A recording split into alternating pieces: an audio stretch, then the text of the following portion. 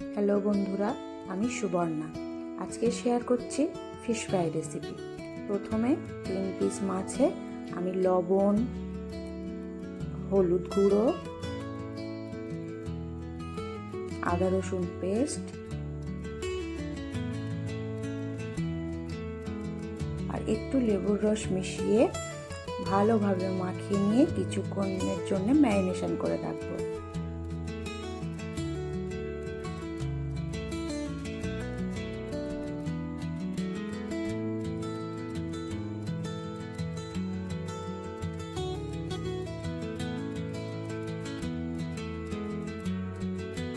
তারপরে একটি প্লেটে 2 চামচ বেসন, 1 চামচ চালের গুঁড়ো,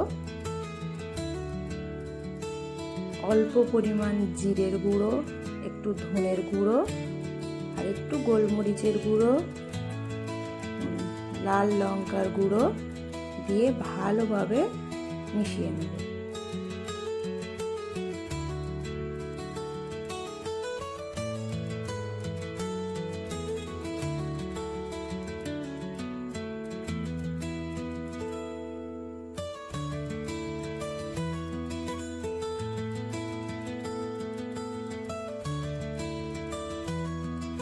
ভালোভাবে মিশিয়ে নিয়ে আগে থেকে ম্যারিনেশন করা মাছগুলো কোট করে নেব।